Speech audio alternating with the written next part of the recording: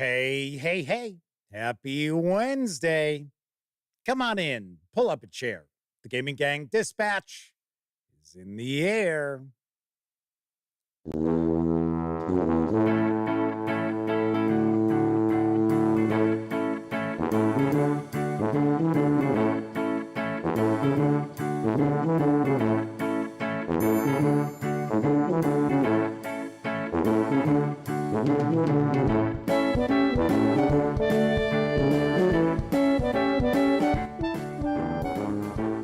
Howdy, gang, and welcome once again to the Duct Tape Studios. I'm Jeff McAleer, your host, here at the Gaming Gang Dispatch, brought to you by, shockingly enough, thegaminggang.com, of which I happen to be the founder and editor-in-chief. So welcome aboard, everybody. Today is Wednesday, December 23rd, 2024, and this is live stream number 1114. If you're not overly familiar with this show, let me point out, super casual around here. Just hanging out, talking about the latest in tabletop gaming news, and then I'll usually pontificate about a topic related to our hobby, which I shall be tonight. In fact, I'm going to talk about why I believe it's very important for role-playing games to have published adventures. And we'll kind of get into that discussion a bit later on after the news. Of course, when you're not watching videos here on the Gaming Gang channel, be sure to visit gaminggang.com for all latest in tabletop gaming news, reviews, and a whole lot more you are not going to find here on YouTube. You know the drill. Get your geek on at thegaminggang.com. Now, of course, because this is a live show, there is chat available. It's not on screen. One of the ways I keep some of the more unusual commenters at bay. And you must be a subscriber to the channel for at least 10 minutes.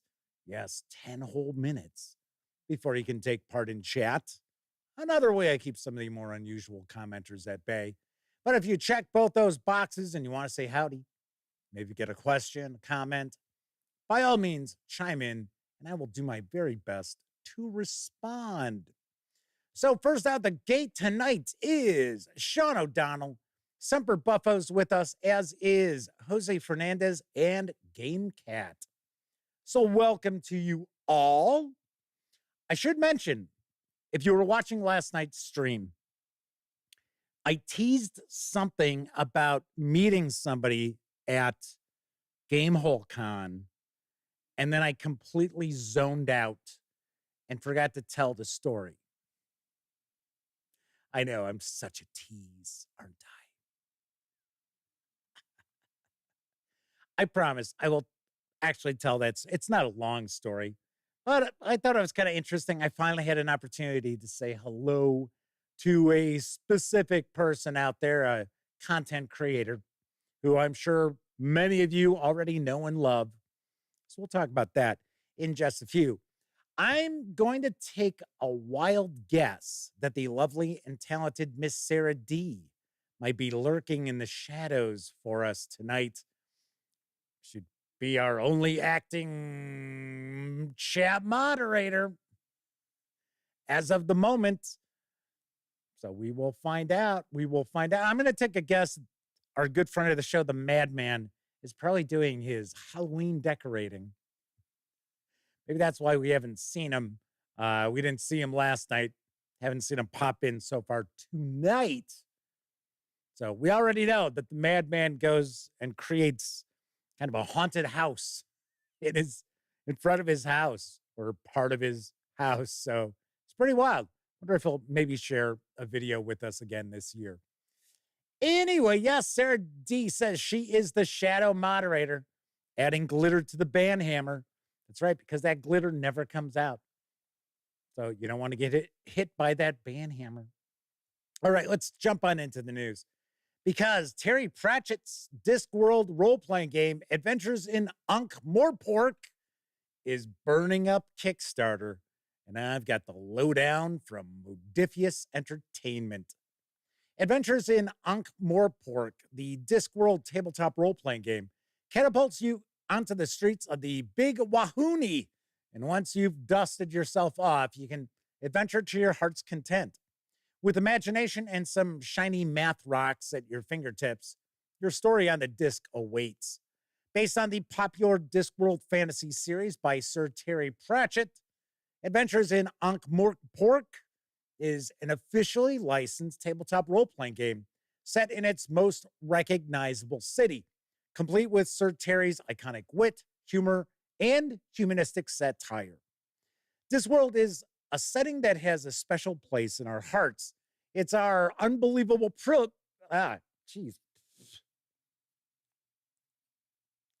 My hair hanging off my nose. I'm like, what the hell?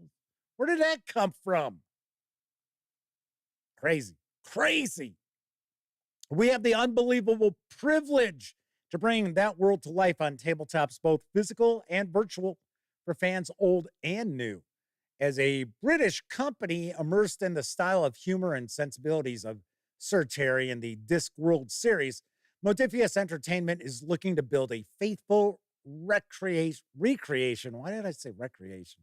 What, I can't read again? Yeah. A faithful recreation of Ankh-Morpork for you to roleplay and immerse yourself in. Without narrativium, the cosmos has no story, no purpose, no destination. Discworld is a unique setting, and it deserves bespoke rules to do it justice. A system that encourages those random, silly moments that RPGs and the Discworld novels both embrace so well. The rules for Adventures in Ankh-Morpork are built on two core premises. One, the disc has a story it wants to tell, and left alone will spin on much as it has always done. And two, the players want to change this story to one more to their liking. The Adventures in Ankh-Morpork role-playing game is powered by an original set of rules, using a set of very familiar polyhedral dice, complete with a D100, D20, D12, D10, D6, D4, and a D7A. Because we can't say its true name, so let's just call it the narrativium die. The narrativium system focuses on your roleplay and elegantly and simply resolves moments of risk and conflict with dice rolls and character-specific traits. The game lets you create any denizen of the disc with the complete freedom to define your background, who you work for, your core beliefs, niches, and quirks. From dwarves and trolls to golems and gargoyles, play anyone or anything your imagination can conjure. Play a member of the Watch, or maybe a wizard, even assassins, student assassins, concerned citizens, thieves, beggars, reporters, seamstresses, fools, and visitors/tourists. There is a Kickstarter video. It is over 8 minutes long, so I am not going to share that with you tonight. But if you do want to see Chris Birch and a few other people discussing this role-playing game in a good amount of detail, it's mainly talking heads. Don't get to see any interiors or anything like that. In fact, you're seeing the interiors that are available right now for the book from the quick start, actually. But I will point out that this thing is burning up Kickstarter. It has already passed the 1.6. It was rapidly approaching $1.7 million. In fact, I think it was about $20,000 shy of 1.7 million. That's nothing to sneeze at. You can reserve a copy of the core rulebook with PDF for a pledge of approximately $65, or grab a trio of PDFs for a pledge of approximately $52, which includes the core rulebook and I believe a couple of adventures, which are only going to be in PDF. That's why I mentioned you can get the core rulebook for that $65 pledge, or approximately $65. Now, you can do this through November 7th.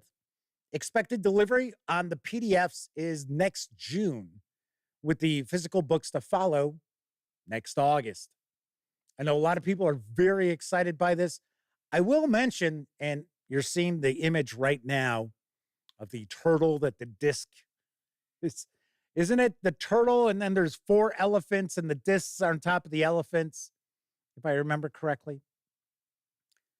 That piece of artwork was actually used with a Mayfair Games board game. I was kind of surprised to see that. Not that it's a bad piece of art, it's actually a very cool piece of art, but that was the box cover for a game from the now defunct Mayfair Games. Maybe that's why they're utilizing the artwork. There it is. You notice that image on your left. I gotta say, my interest is piqued. I am curious. Although I have pointed this out in the past, I've never really gotten into the Discworld books. Yes, I know. I should just stop the stream right now and bury my head in the sand. I know I suck. It's just because, and I've had people tell me, don't start off with the first 4 books. I've had people tell me different books to begin with. And maybe if I want to, go back to the first 4. But that's not how I do series.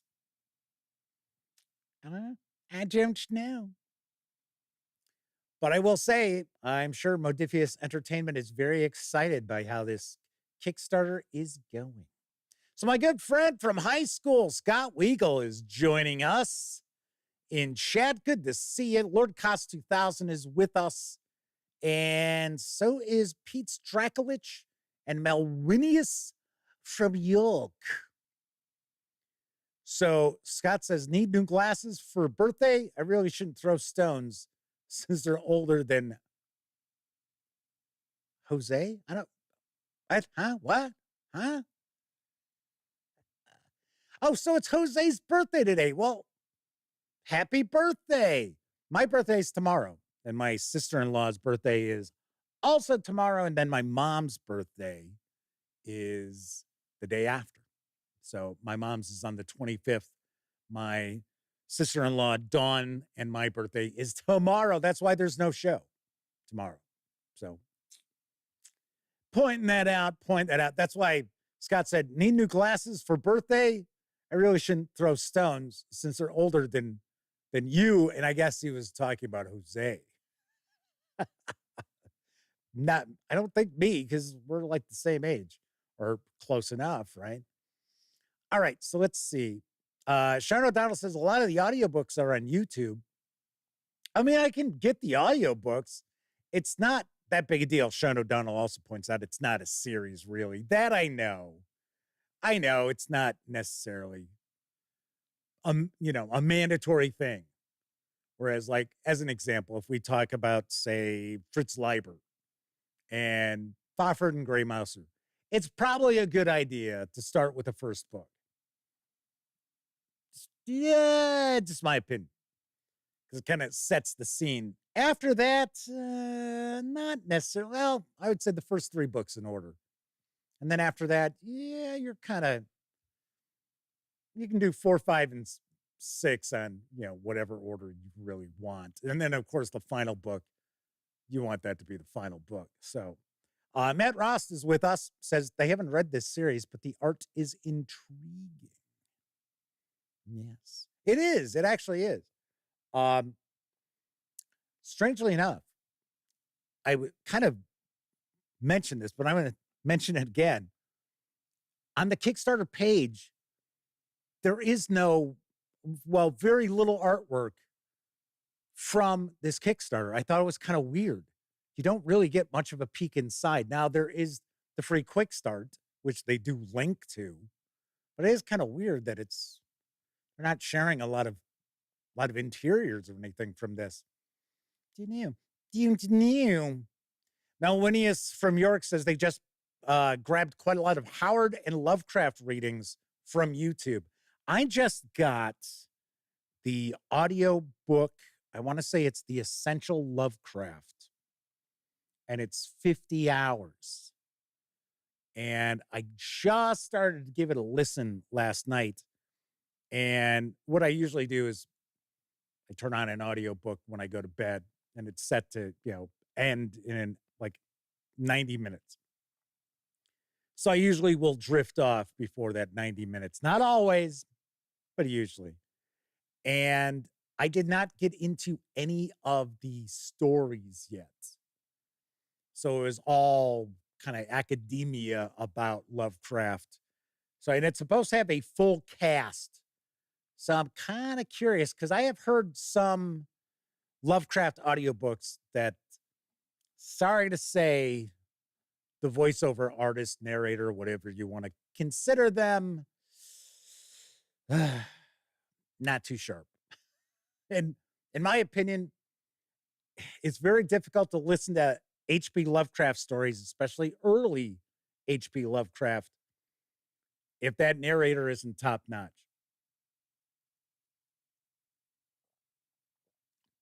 Daryl Eritz with us in chat says The Color of Magic was their first Pratchett book because of a Dragon Magazine article on how to add flavor and character to your D&D magic.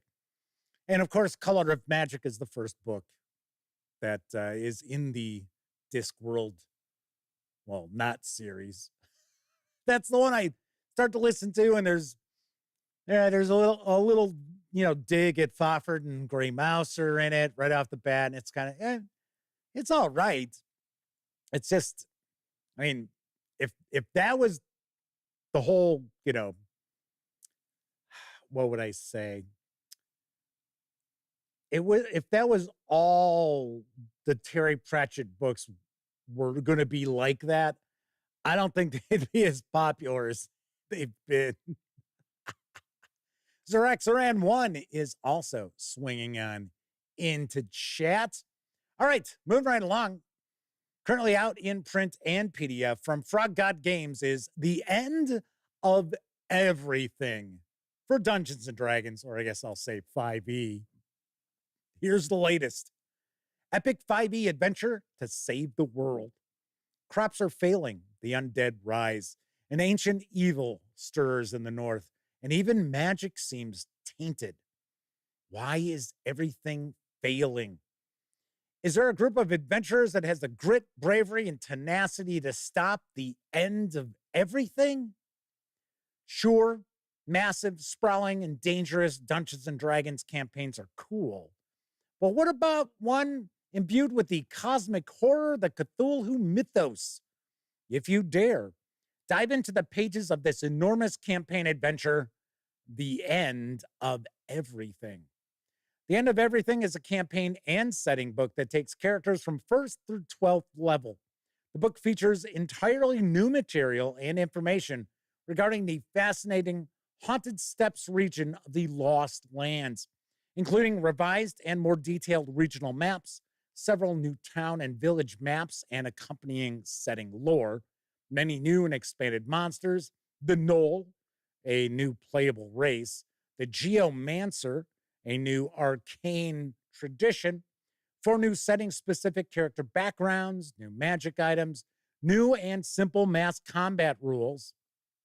Why would anyone need that? And of course, corruption value, a new game mechanic. Investigative cosmic horror in D&D? So you thought that was impossible, eh? You can grab the 223-page hardcover with PDF for $49.99. You can grab just the PDF alone over at Drive-Thru RPG for $26.99. Sadly enough, I did not have an opportunity at Gamehole Con to say hello to Frog God Games. I don't really have any sort of a connection with them. I know there are some folks out there who are like, no, because of certain things that have happened in the past. They're like, no, I'll take a pass on Frog God Games. I can certainly understand why. But that individual, I'm not sure how involved in the company they are anymore. I don't know. Sean O'Donnell said they would try End of Everything to try to wean 5e players away from pure fantasy stuff. Glimmin RX is with us in chat. Good to see you. So there's a new bundle of Holding, which features the horror-filled Teeth RPG. I've got the deets on the deal. Adventurer. Open wide and say, ah, with this all-new Teeth RPG bundle featuring, you guessed it, Teeth, the fantasy horror tabletop role-playing game of occult crime and monster hunting in a cursed corner of 18th century England. A grotesque tragic comedy meld of Blackadder and The Witcher. Teeth adapts the forged in the dark rules for monster hunting in the benighted Vale of the Duluth, which glories in revolting mutations, occasional insurrection, murderous hogmen, and also murderous pies. You're supposedly a hunter charged with driving back monstrous incursions and protecting the trade in occult artifacts. But that is subterfuge. Your outfit of bruisers, scholars, trackers, and sappers share a secret agenda and a 1-year time limit before occult contamination corrupts you. If you execute your mission and escape the Vale before winter ends, you can claim victory, however horrible the cost. We know you're already chomping at the bit to pay just $7.95 for the complete DRM-free 320-page Teeth, a role-playing game core rulebook, which is retail value of $27.50, along with the pay-what-you-want scenario Knights of the Hogmen and the False Kingdom campaign. And you'll get a second bite at the apple with the More Teeth collection, including the aptly named expansion, More Teeth, and the standalone introductory scenarios, Stranger and Stranger and Blood Cotillion. That's an additional $26 value, yours if you pay more than the current threshold price of $15.78. These savings will run through November 11th. And I will say, I know absolutely nothing about this role-playing game outside of it being part of a bundle of Holding. Although, for a role-playing game I've never heard of, it's got quite a bit of support out there on Drive-Thru RPG. So, kind of like, all right. All right. So something else I've noticed as of late with the bundles of Holding, not a lot of bundles offering anything to charity. We're starting to see less and less of that.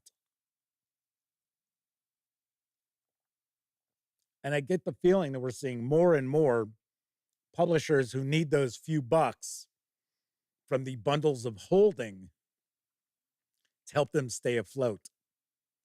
I don't know. I think it's kind of strange because usually we'll see. It used to be almost every single bundle would have 10% of your payment minus gateway fees goes to. Now it's just these savings run through this date. It's like, okay, well, there aren't any charities out there taking advantage or receiving anything from most of the bundles of Holding these days. Yeah, regardless, this could be an interesting role-playing game. It's based on Blades in the Dark. Yeah, could be kind of cool. Kind of cool. I will say that usually comedy in role-playing games, humor in role-playing games is not easy to pull off if that's the way the setting is supposed to be. The humor that pops up at the table, that's one thing. But it is kind of tricky to run a role-playing game where it's mainly supposed to be humorous. That's why I'm really curious about that Monty Python role-playing game. Should be out one of these days.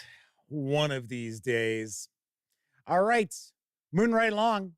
Another Kickstarter which caught my eye is from newcomers 8-Legged Entertainment, and it's The Widow's Web, Trials of the Drow for 5e and 5.5e. Here's the skinny. In the drow city of Carrick Mars, 8 champions are sent into the Widow's Web, a deadly labyrinth filled with monsters, traps, puzzles, and betrayal. The winner's house will rule the city for the next century.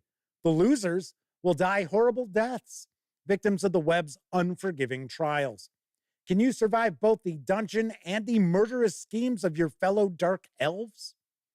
The Widow's Web Trials of the Drow is a competitive 5e experience, 2014 and 2024 compatible.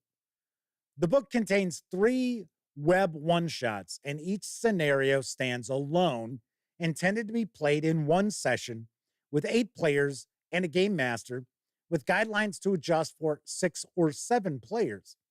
8 characters enter, but only 1 will survive to be the winner. 8 characters enter, 1 character leaves. However, it's not a bloodbath death match in the classic sense. The players will face a series of challenges, puzzles, monsters, traps, and devious encounters set by the drow goddess Mellarachne. Nearly all challenges result in a character's death.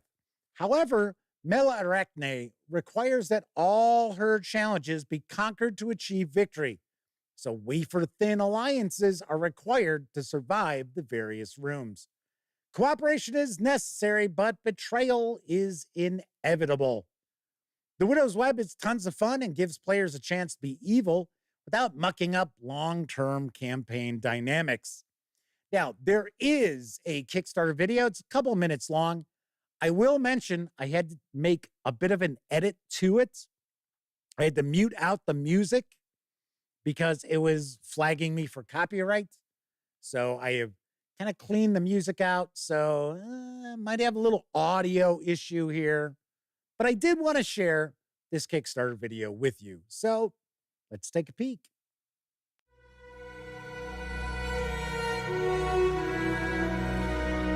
The king tells you that you'll be greatly rewarded if you rescue the princess. What do? I put my hand on my holy symbol and I say, "Great king, no reward is necessary." I pat my direwolf and smile. Fenris and I are at your service. I summon a ball of flame. It would be an honor to use my magic to rescue your daughter. I approach the king, draw my dagger, and hold it over my heart. And then I stab him in the face! Of course you do. Do you ever get tired of playing the good guys? Would you prefer to help rather than stop the giant spiders that are invading the town? Are you sick of always working with your party instead of just killing them and taking what's rightfully yours? If you answered yes to any of these questions, then the Widow's Web is for you. The Widow's Web is a trilogy of adventures where the players portray dark elves competing to be the sole survivor of a deadly dungeon. But it's not a free-for-all bloodbath. The champions must also survive the devious encounters set up by their dark goddess Mellarachne, the Mother Spider. The Widow's Web is like nothing you've played before and offers an intense competitive experience for 6 to 8 players. So be as evil as you'd like. It'll all be over soon.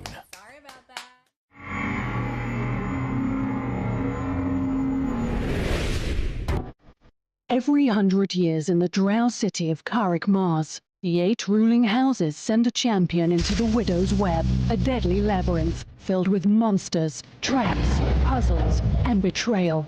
The winner will rule the city for the next century. The losers will die horrible deaths, victims of the web's unforgiving trials. Do you have what it takes to survive not only the dungeon, but the murderous schemes of your fellow dark elves as well? Find out in the Widow's Web, Trials of the Drow.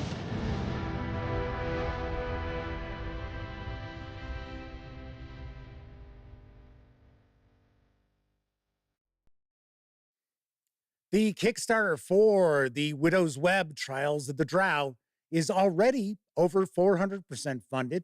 You can reserve a copy of the hardcover with PDF for a pledge of $60 or grab just the PDF for a pledge of $30 through November 22nd.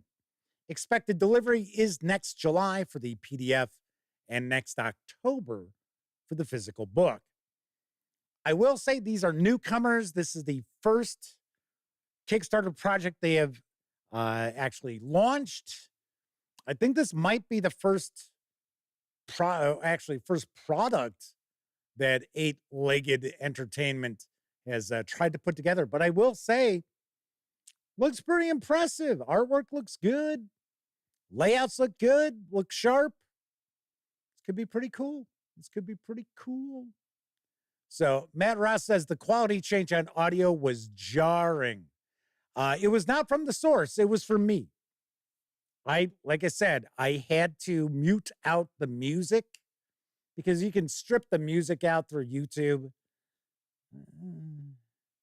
Doesn't work great. At least you can still understand what people are trying to say for the most part. So I would rather do that than not share a video at all.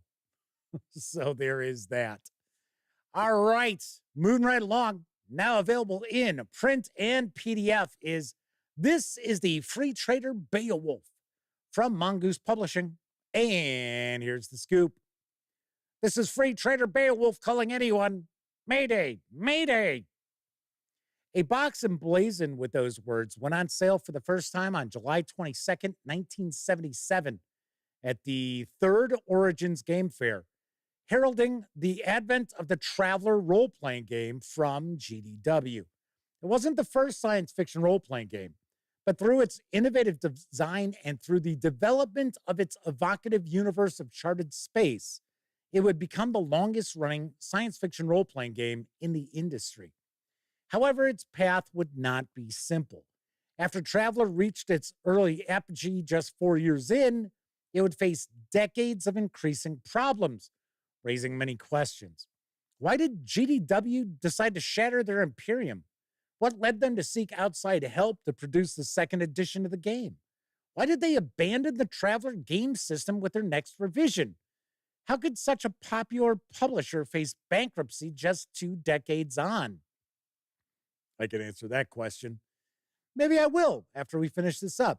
Similarly, what happened to Imperium Games, Quick Link Interactive, and others who followed in GDW's footsteps as the inheritors of the Traveler legacy? And finally, how did Mongoose Publishing reach into the past and bring Traveler back to its position as the industry's best-loved science fiction role-playing game? This volume answers those questions and more. It tracks Traveler from its inspirations in the early 1970s through its initial publication and across 7 distinct editions of its original 2D6 gaming system. It reveals the stories of Traveler's 3 major publishers, GDW, Imperium Games, and Mongoose, as well as many licensees. More importantly, it tells how Traveler fell into increasing darkness before descending into a long night, and how it rose again as a phoenix.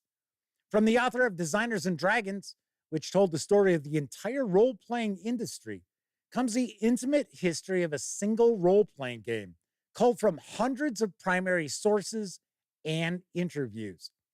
The 296-page hardcover with PDF carries an MSRP of $59.99. You can grab just the PDF alone over at Drive-Thru RPG for $30. Sweet. I would be very interested in checking this out. I really would.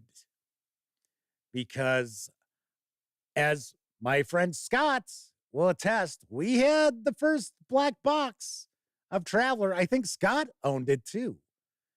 Didn't really play it much. In fact, very rarely, but still had it. I've got a soft spot for it. I think the Mongoose Traveler second edition is very, very well done. Yes, of course. Sometimes typos find their way through the process a little more often than most role-playing game companies. But still, I think Mongoose Publishing has done a really good job in, truly bringing Traveler back to life. So the question was, how could GDW go bankrupt 2 decades in. And you can thank TSR for that. So essentially what had happened was GDW was working with Gary Gygax. Gygax had designed a fantasy role-playing game, and it was going to be released through GDW. And as it got close to its release, TSR reared its ugly head and basically threatened GDW with, financial ruin if they were to release the game, because they were going to take him to court, everything else. And rather than call TSR's bluff, GDW caved, and all of that work, all of that investment into that game went up in smoke. And that is the major factor, from what I've been told, why GDW ended up going under. So, and I got it from one of the horse's mouths. I don't think I can reveal. I wouldn't be comfortable revealing who that was. I will say it wasn't Mark Miller. So I have never met Mark, although he was at Gamehole Con. He was at Gamehole Con. The few times I popped over by his exhibit area, he was always talking to somebody. So I was like, I'm not going to go interrupt him. So anyway, so this is the history of the Traveler role-playing game. Looks pretty cool. Looks pretty interesting. And Shannon Appleseed did that, Designers and Dragons. It's good stuff. It's good stuff.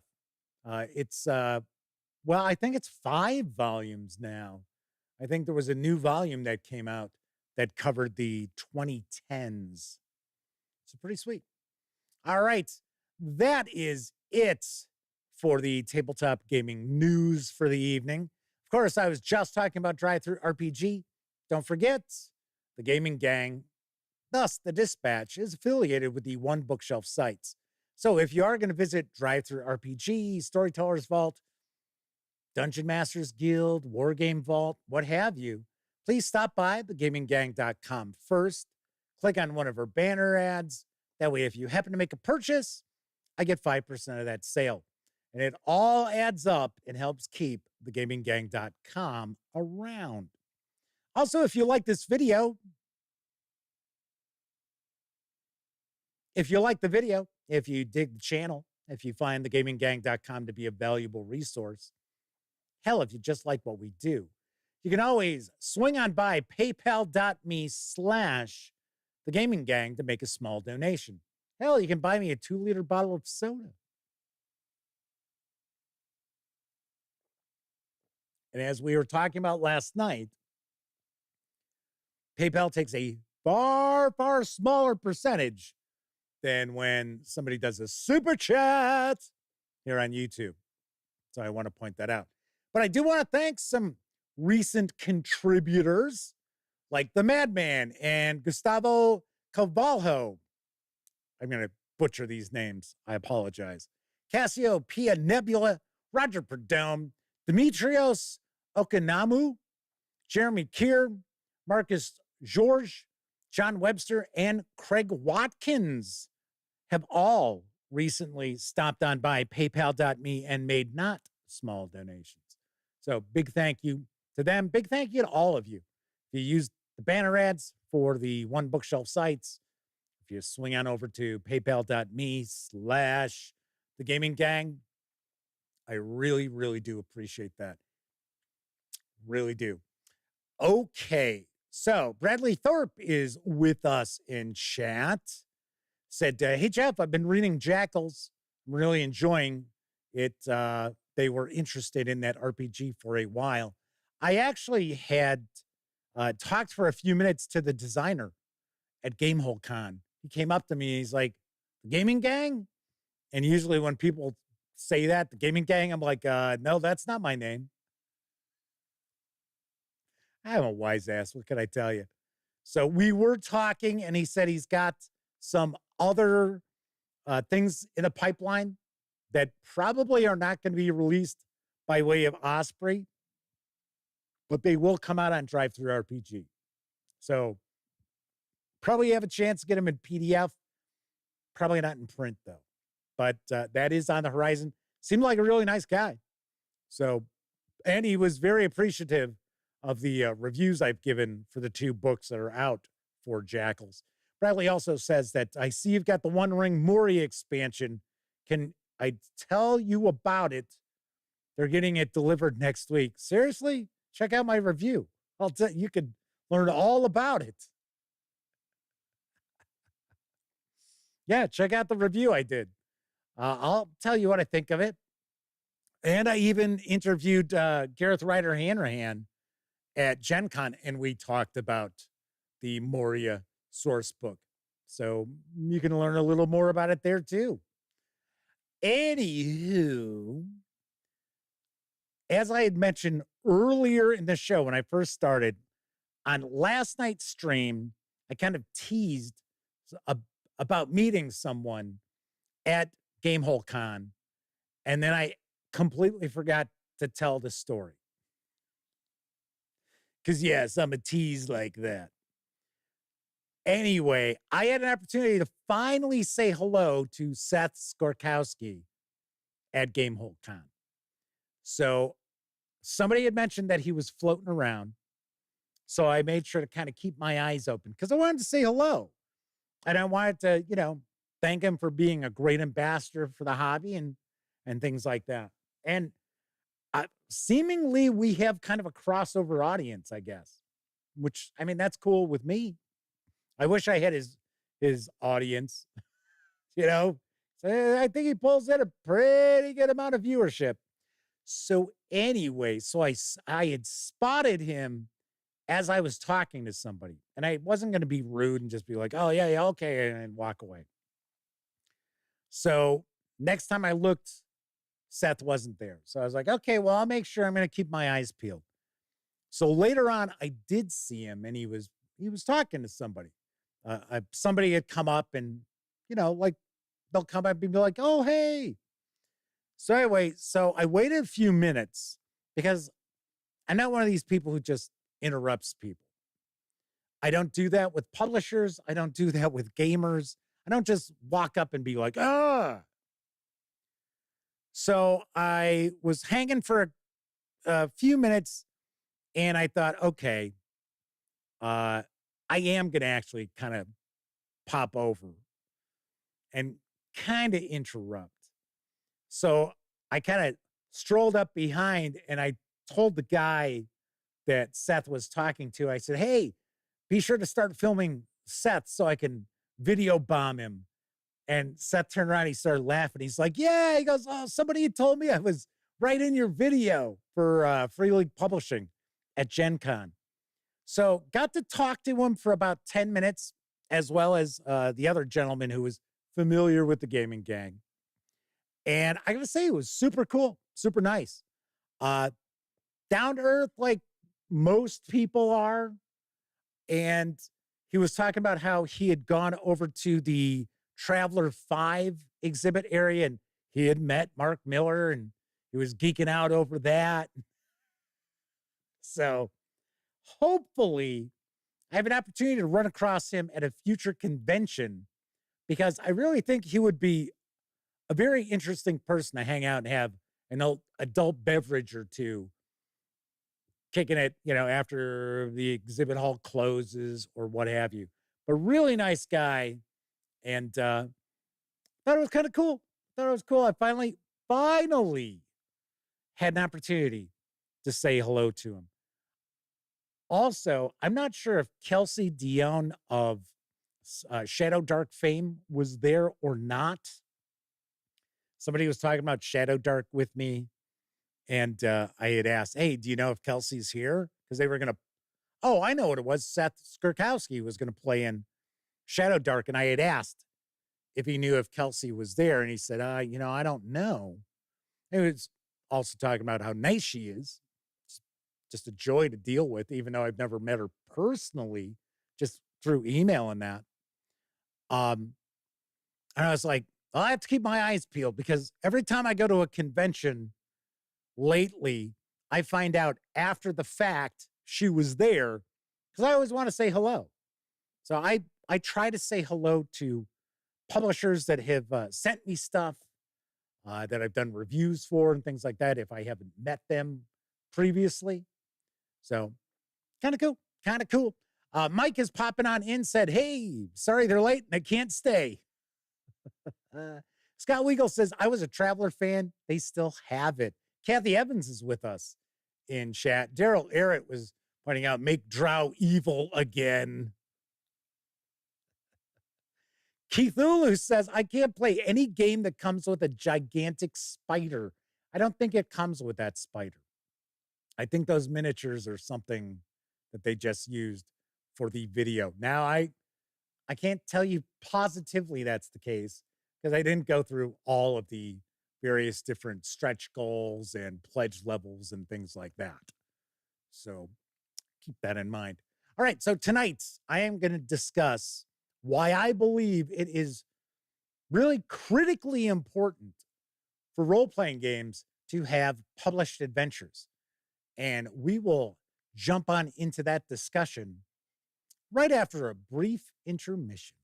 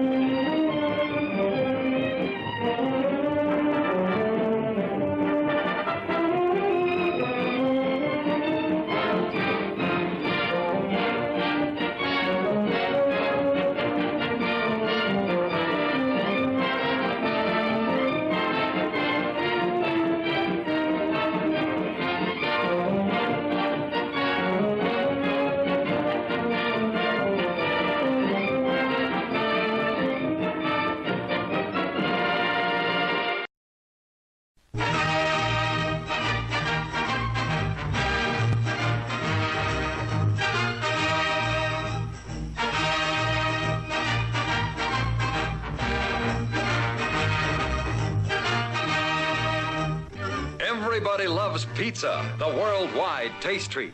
And no one makes more delicious pizza than you'll get at our snack bar.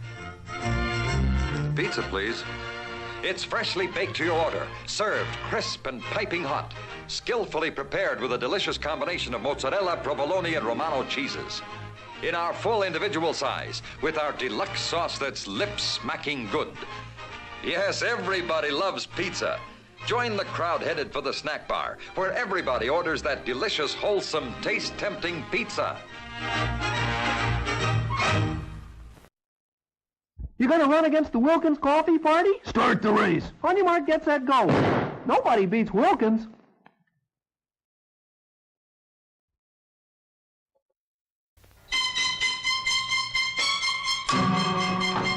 The barrier between life and death is no greater than the thickness of a door. And now, the door is open. Crown International Pictures presents The Hearse. Welcome to Blackford. You plan on staying very long? Well, I'm not exactly sure yet. Maybe for the summer. A beautiful woman trying to escape her past. When my marriage ended, I nearly cracked up. Becomes trapped in a past far more terrible than her own. I know what your aunt did here. She worshipped the devil. He believes we can live forever, even beyond death. What diabolical forces are manipulating her life? I am possessed. I am possessed. That locket. Oh, it belonged to my aunt. I wouldn't show it to too many people if I were you. It's the devil's sign. Why is she being pursued by a phantom on wheels? The hearse that carried your aunt's body crashed. It exploded into flames. Stranger than that, there was no sign of the driver or your aunt's coffin. What horrifying destiny will be fulfilled when at last she encounters the hearse? What do you want? An ancient house. It's haunted. And you're a ghost. A classic car. It's still roaming the old county road in search of victims. You're not gonna get me! You're not! You're not! A terrifying confrontation with evil. Cast thy servant death into hell!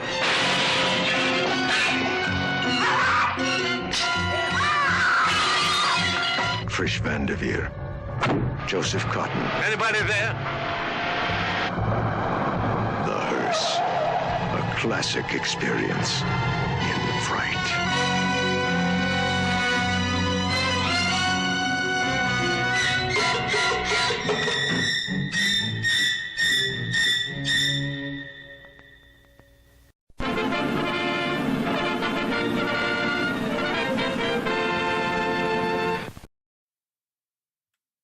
I would take a guess that that movie would probably be PG now, depending on how much nudity was in it. Be very honest, I never saw The Hearse. I do recall hearing bad things about it. So I have to tell you, I've been trying to share like more famous horror movies. Every John Carpenter movie, the trailers set off a copyright violation. I was going to share Reanimator, copyright violation. I'm like, come on. So sadly, you end up with trailers for movies like The Hearse. And I have to ask, how many of you out there, when you saw that car go off the cliff and burst into flames, were wondering if Wontkins was in it? Seriously, that was the first thing that popped in my head. I was like, I wonder if Wontkins is in it. Yes, as Sarah D said, that's cold, Wilkins, cold. Keldon is joining us, as is, let's see, we've got a few people I think just popped on in. Bob Gnarly's Magic Van is pulled up into chat. Welcome aboard. Flaming Huron's with us. So we've got a couple of chat moderators tonight. And Pete Strackledge says, as a kid, their dad used to say his dream car was a purple hearse with pink flames. All kids would ride in back. Keldon points out it's not just the hearse. The house is also haunted. That's a lot going on. Glooming RX says, this Hearst movie came out 3 years before Christine. Stephen King has some splaining to do. I gotta be honest, never a Christine fan. Not one of my faves. And Maximum Overdrive. No. Carrie, the first Carrie, yeah. The Dead Zone's excellent. Christopher Walken, good stuff. Excellent book too. So I read that long before that movie came out. Firestarter, better book than movie. So there you have it. All right, so this evening we're going to talk about why I believe it's extremely important for role-playing games to have published adventures. By all means, if you're hanging out in chat, be sure to chime in, share your opinions, share your thoughts if you'd like. If you happen to be watching on Memorex after the fact, I'd love to hear your comments, or I should say read your comments in the comment section, because I don't know if people will agree with me on this or not, because I know a lot of people out there, we've talked about this before. There are a lot of people out there who always talk about, oh, well, I homebrew everything. I create my own adventures. And the reality is those people are actually few and far between. Now, some people might talk a good game, but the reality is the vast majority of game masters out there rely upon published products. And the thing too you want to keep in mind is they're not necessarily running them as written. A lot of times they're just utilizing those as inspiration. I say it all the time. I can't think of a single role-playing game adventure that I have run as written. And there have been a lot of adventures over the years that the most memorable things that the players remember from those campaigns or those adventures weren't in the adventures. They were just things that kind of came up through emergent play. So I honestly think that there are far, far more people out there who actually utilize printed materials than not. We'll go back to chat real quick because JD Sewell 3002 is with us asking about Cujo. I dislike Cujo. I dislike Cujo for the same reason why I dislike The Mist. Didn't like them as stories. Do not like them as movies. I am not a big fan of kids dying in movies just as kind of a gotcha. You know? Oh my God, I just spoiled Cujo for everybody out there who's never seen it. Reality is you're not missing much. Not missing much. Pet Cemetery. Sometimes dead is better. I always laugh with Stephen King movies because of how many actors just chew the scenery with their Maine accents. And I have been through Maine.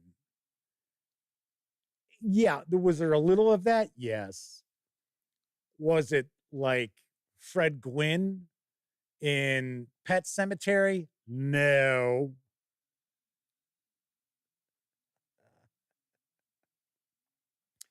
Funny enough, I was trying to share the trailer for The Fog today.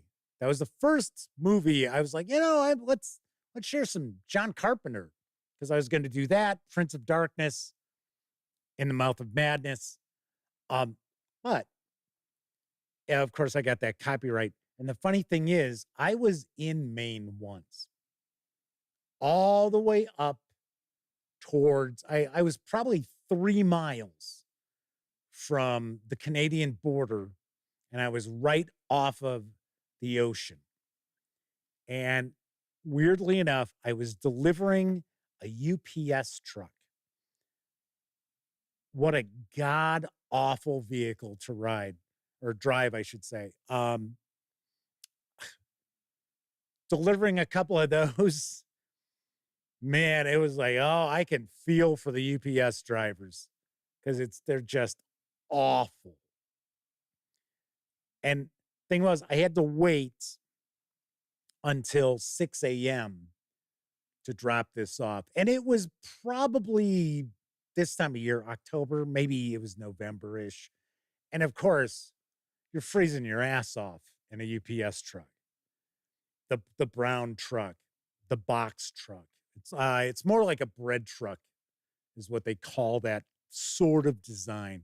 Although UPS calls it a package car. That's what they actually call them.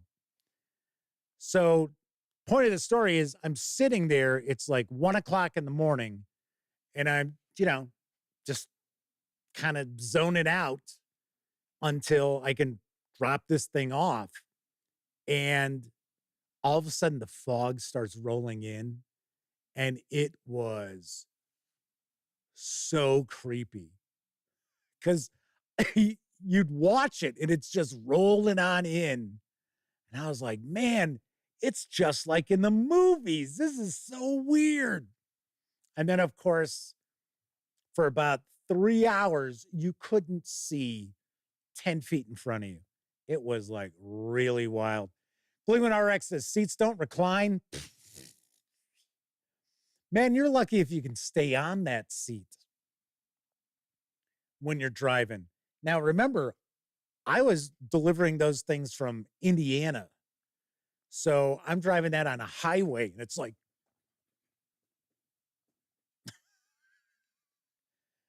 it paid really well, though. So to make up for it, it paid very, very well because nobody wanted to deliver them. And I made the mistake. I had never delivered one before, and I took one out to San Francisco. I was like, oh my God. Because, yeah, there's no cruise control, nothing like that. And then your foot is on that accelerator the whole time. And funny enough, when I delivered the one to San Francisco, my calf was starting to cramp. So I was like, wow. Okay, so let's get back to our topic. And let's see. I think somebody, we got a couple of comments here about it. So Sean O'Donnell says they've only just gotten to the point where they feel comfortable modifying a really complete published adventure.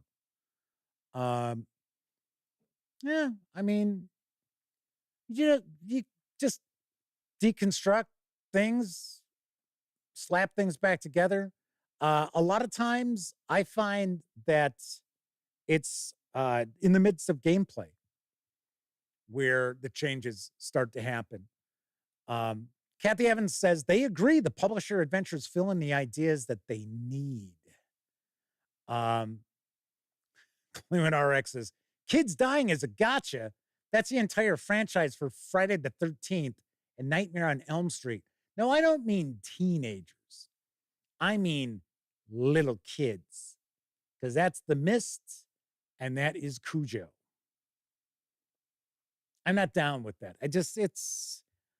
I'm not entertained by that. And yes, I get it. It really ratchets the tension up and stuff like that. I completely understand that.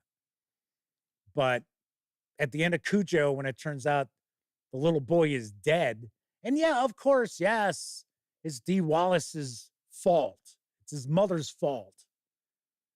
But still, it's like,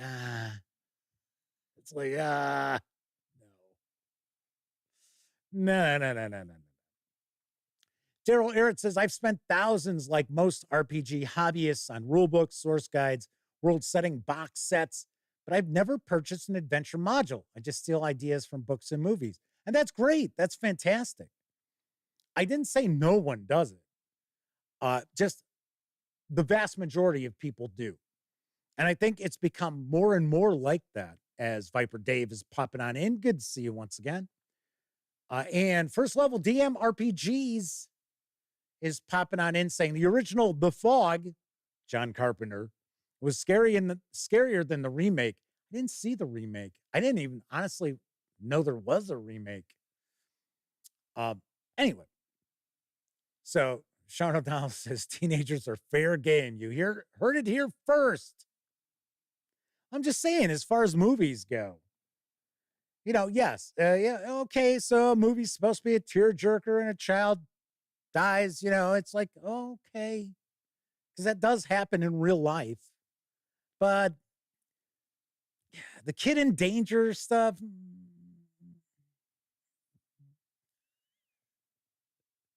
it's a little iffy. Then when you kill the kid, it's more than iffy. It's just a thing with me. Anywho, so the reason why it's important, in my opinion, for role-playing games to have published adventures is because it helps the longevity of that role-playing game. So let's take a moment here and think for a second, because, I know many of you are pretty good with like the history of D&D and stuff like that. And I know there are a few of you out there who are watching both live and after the fact who have been in the hobby as long as I have. I mean, since you were a kid when D&D was first coming out. And I understand how surprised the gentlemen at TSR were as far as people being excited about buying an adventure because they thought, no, who the hell's going to want to buy an adventure that everybody's playing the same exact thing? That makes no sense. But if you stop and think about it, would Dungeons and Dragons even still be around if they hadn't started selling published adventures, if they hadn't started selling modules? I have to be honest, I don't think it would. I don't think it would have ever gotten past 5-year mark. So Pete Strakowicz says, I love the history of D&D up to 2024.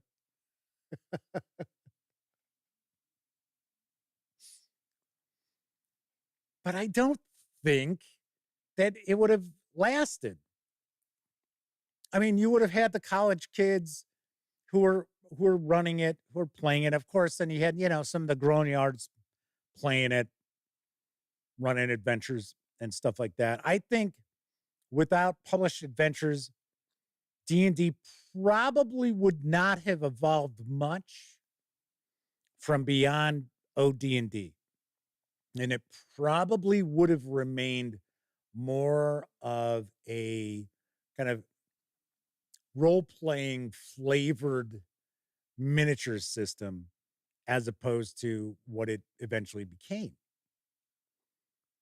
So something else I think is a reason for it being important that publishers publish adventures with their games is that how many role-playing games out there, how many core books have you personally as a gamer picked up, read through, enjoyed it? You're like, oh man, this is pretty cool. And you wanted maybe an adventure that was like an introductory adventure, maybe to kick things off, or maybe to help you learn how to put these rules into motion at your game table. But there wasn't one. And then as time passed, the publisher never followed up with any other releases. Yes, I'm looking at you, Osprey Games, but they're not the only ones. I think that's really detrimental to the game itself, the core role-playing game that's been released by the publisher. Now, I'm not saying that they have to do the Paizo Inc. route where every month there's something new coming out. I mean, that's one of the big selling points of Pathfinder 2nd Edition is, if you're not too thrilled about the adventure path that's out at the moment, sit tight. You only got like 2-3 months to wait. There'll be a brand new one. Plus, you got plenty of others from the past that you can dive on into. So Pathfinder 2nd Edition is one of the most well-supported, if not possibly the most supported fantasy role-playing game out there. So that is a big driver for Pathfinder 2nd Edition Remastered, is because there's so much content out there. Savage Worlds, another good example. They've got various different genres out there, and there are adventures and there's third-party stuff. I think one of the things that's really helped keep Wizards of the Coast and Dungeons and Dragons so prevalent in the consciousness of gamers out there, even if you are not a fan of Wizards of the Coast or D&D, 5th edition, 5.5, whatever, you still see a lot of news about third-party products, adventures, campaigns, settings, classes, things like that for Dungeons and Dragons. So there's always things cooking for D&D. And a lot of times these third-party publishers are putting out better adventures and campaigns than Wizards of the Coast is. But if 5e didn't have that sort of support, I just don't see it. I'll use an example, and I'm not trying to pick on Pelgrane Press, and I'm not trying to pick on The Fall of Delta Green, but I have a review of this I just recently shot.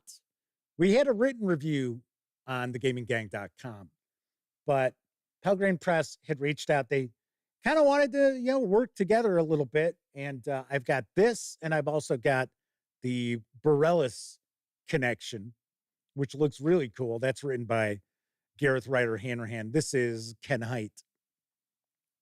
And the thing is, this came out, was really well reviewed. People really liked it. There was talk that this could conceivably supplant Delta Green, because Delta Green is Arc Dream Publishing, and this is Pelgrane Press. And mechanically, the games are different. They're night and day. So Delta Green from Arc Dream Publishing is kind of a more traditional D100 sort of role-playing game. The Call of Cthulhu DNA is strong with Delta Green. Not with the Fall of Delta Green. The Fall of Delta Green uses Gumshoe as its system. Problem is, nothing else ever came out. There is a PDF of a Las Vegas setting. I don't even think it's an adventure. I think it's just kind of I think it's like maybe 20 pages, 15 pages, something like that Ken Hite did. I'm sure it's really good, but it's not really like an adventure. So the Borellus Connection, which just came out, and it was delayed. It kickstarted, it was delayed. That's really the first true adventure book for Delta Green, and it came out 6 years later.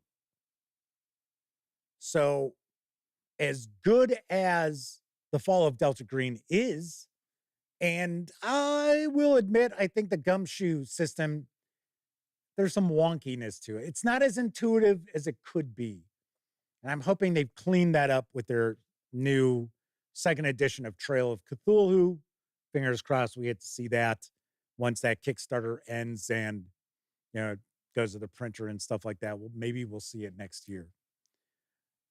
But still, I think The Fall of Delta Green could have done so much better if there had been some adventures for it. Coco B is with us. Good to see you. And Ted Cusilis, I'm sure I'm nowhere close to the correct pronunciation, says the adventures provided something for the game community to have a shared experience with a personalized version for all. That is actually a very good point, because people love to share their stories about how they survived Tomb of Horrors. So fucking hate that module. I am not a Funhouse dungeon guy. I need some dungeon, ecosystem going on. Walk into one room and then you walk into the next room that's got absolutely no connection whatsoever to the first. It's like, oh, there's all these monsters. How are they surviving? Are they feasting on each other? Because if that was the case, they wouldn't be there.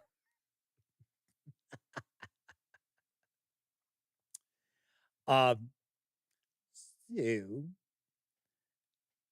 I think it behooves publishers to come out with adventures, because it also will help bring in new blood into that game system. So as an example, you'll have somebody, although the reality is nowadays more and more people, I think, are getting stuck as the forever game master. We don't hear the stories of everybody kind of taking turns like when we were kids. It's sort of like, well, you've been shackled with that job now.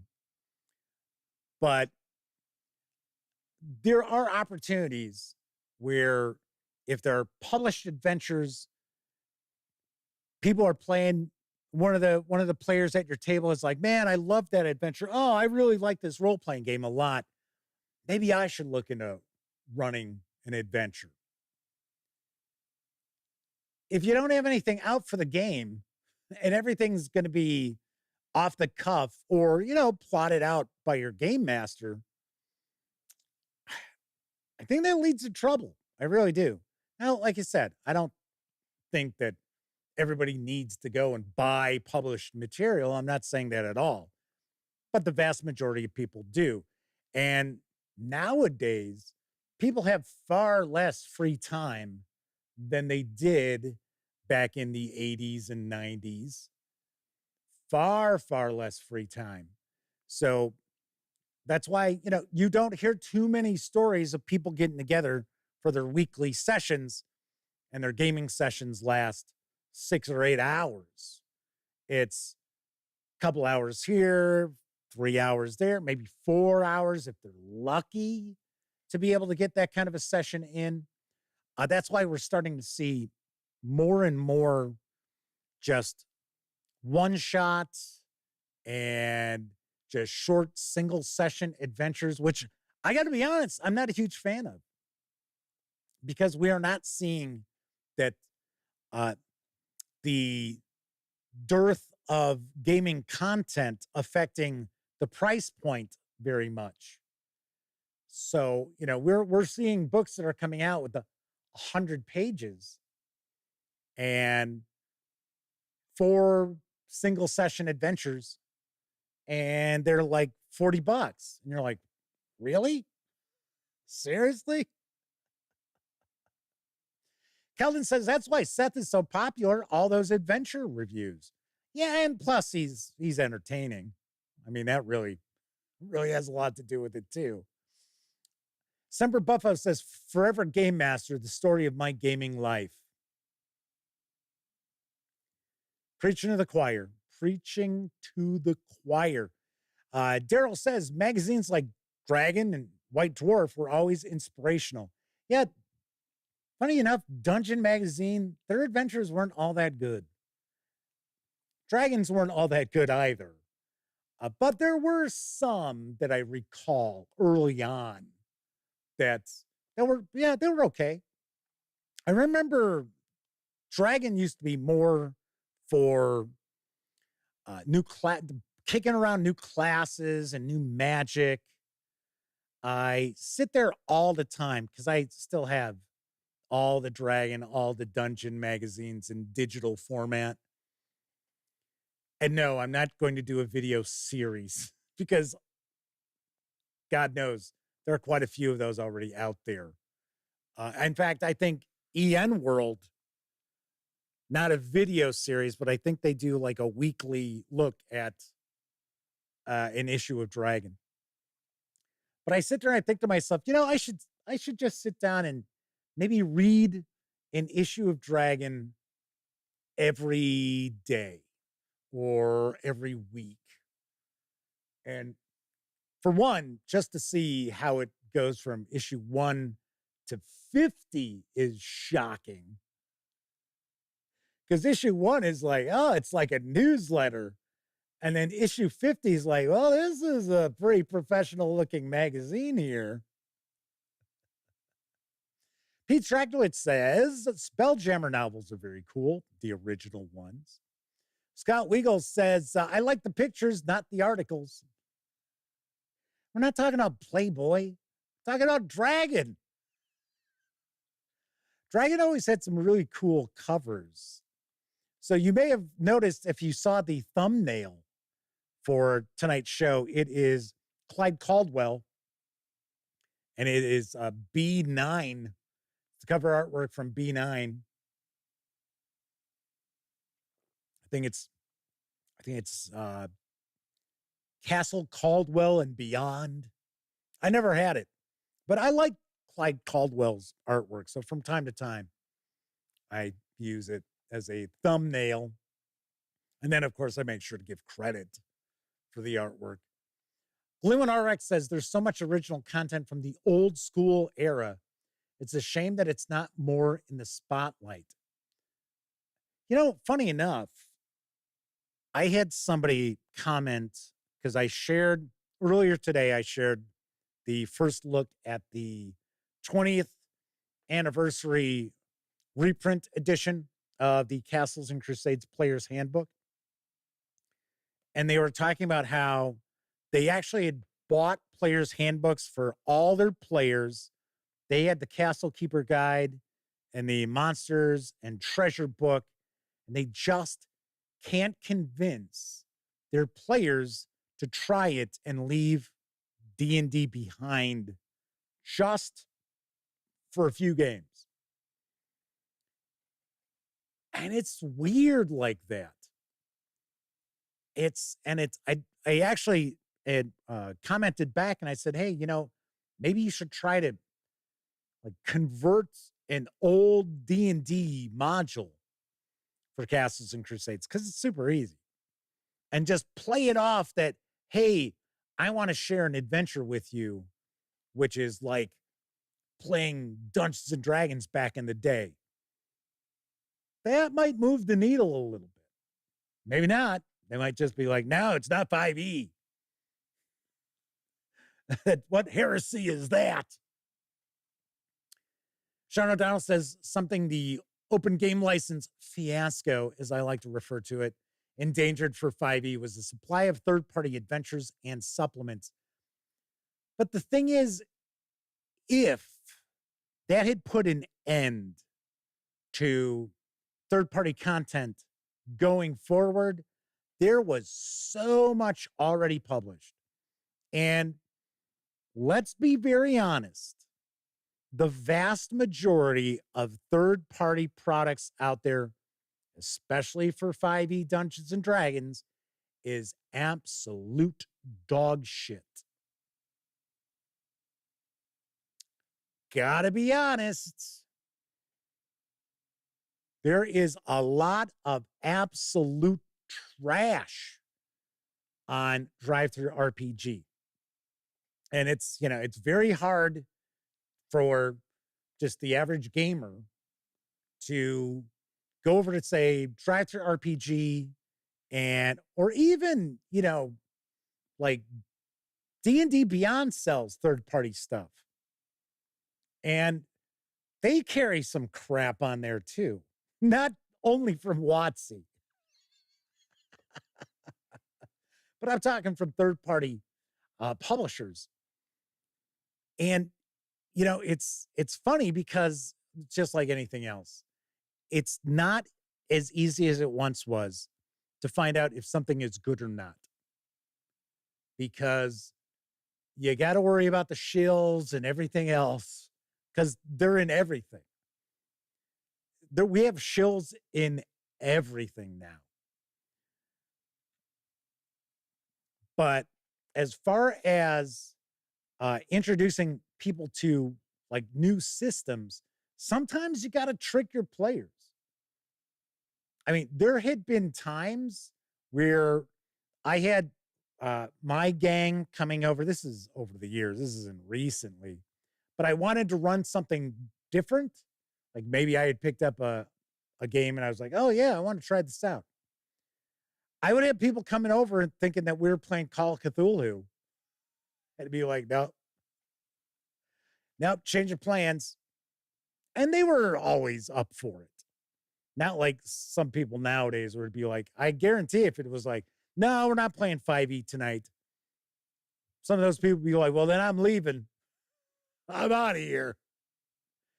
Sean also points out, now we've got to worry about AI-generated adventures. Yeah, there's a lot of that shit out there.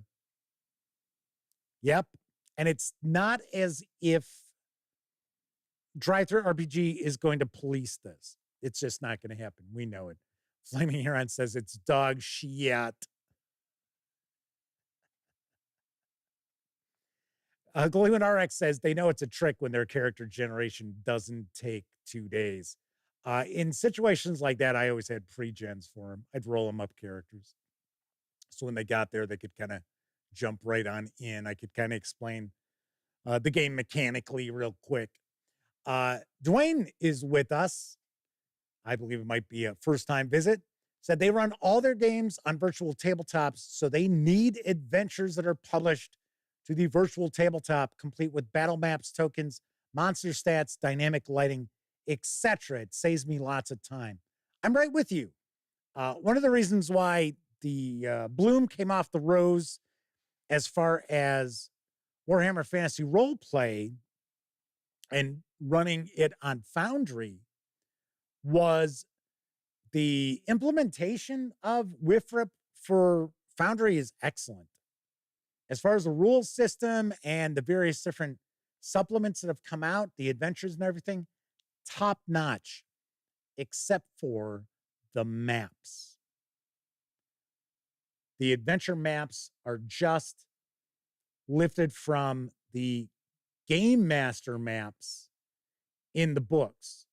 So it's like everything's keyed with numbers and stuff like that. And, you know, there's absolutely no dynamic lighting or anything like that.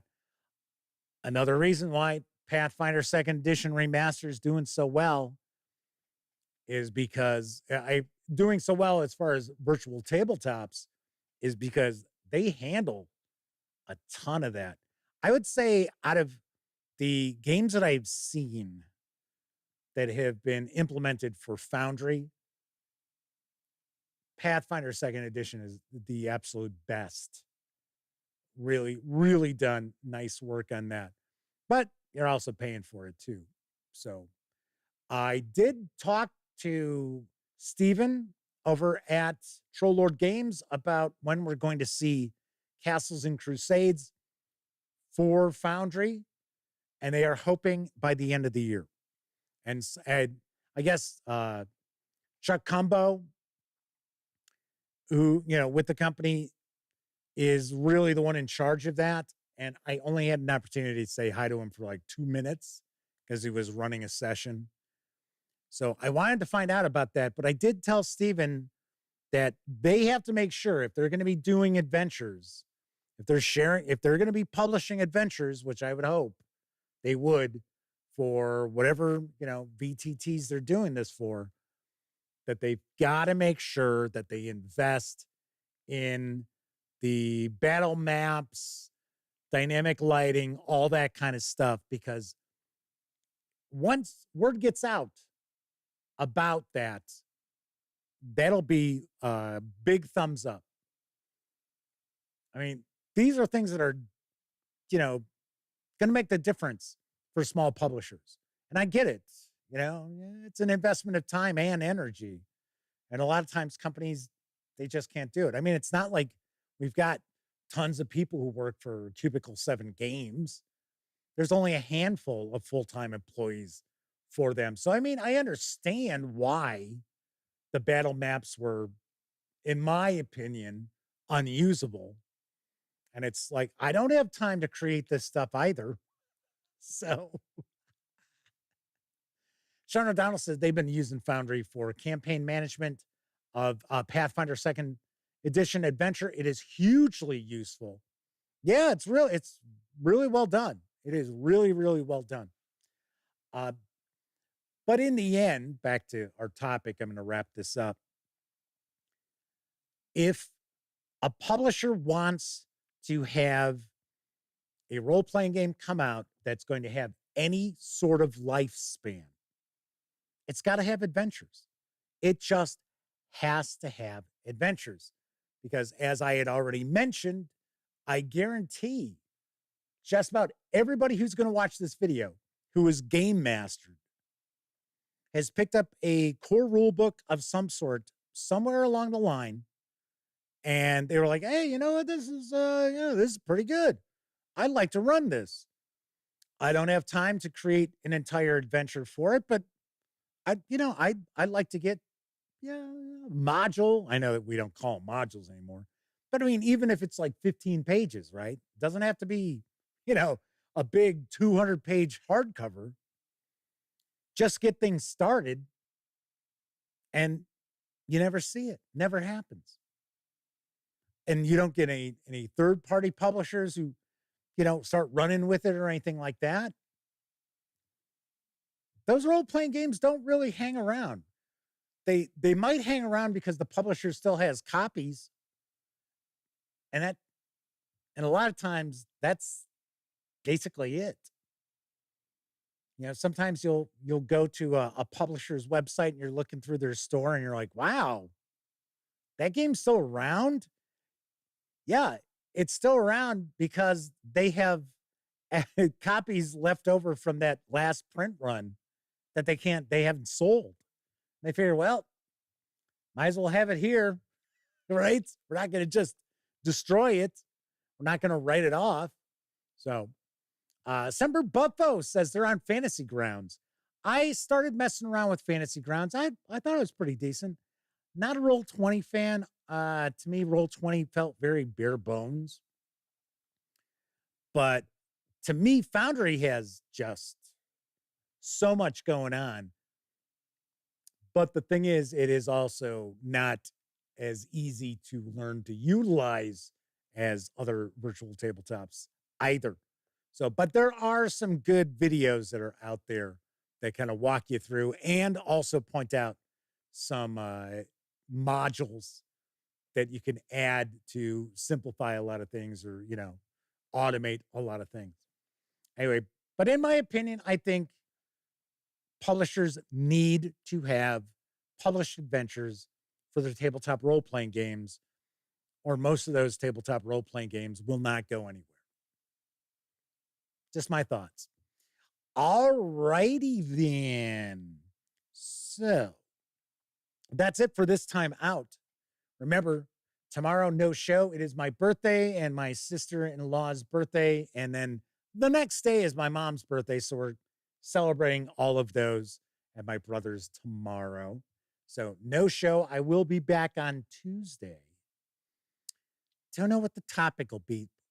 Probably something horror role-playing related, seeing it'll be Halloween week. So we will probably look at doing something like that. All right. So as I mentioned, that's it for this time out. If you're watching live, thank you very much. If you watched live and took part in chat, bigger thank you. Get a tip of the cap, because not only are you keeping me company, you're keeping each other company too. But of course, I know a lot of folks out there, they don't have an opportunity to watch live. Doesn't matter if you're watching live or on Memorex. Thank you kindly for taking a peek at any of the over 2,000 videos here on the Gaming Gang channel. Of course, when you're not watching videos on the Gaming Gang channel, be sure to visit thegaminggang.com for all the latest in tabletop gaming news, reviews, and a whole lot more you are not going to find here on YouTube. Come on, you know the drill. Get your geek on at thegaminggang.com. If you like the video, by all means, please give it a quick thumbs up. Subscribe to the Gaming Gang channel if you haven't already. And if you do subscribe, don't forget, ring that bell, because it'll not only let you know when the Dispatch streams live Tuesday, Wednesday, and Thursday evenings right here on YouTube at 7 p.m. Central. It'll also let you know when I share other videos, such as my upcoming review of The Fall of Delta Green from Pelgrim Press. Yes. Anyway, enjoy the rest of your morning, afternoon, evening, whatever time of day it is in your neck of the woods. Enjoy the rest of the week. Have a great weekend. I will be back on Tuesday. Once again, I'm Jeff McAleer. Thanks for watching. And I certainly hope all of you get to enjoy plenty of great gaming. Oh, I should say thank you for all the birthday wishes I see go floating on by. Thank you. Anyway, I certainly hope all of you get to enjoy plenty of great gaming with your gang.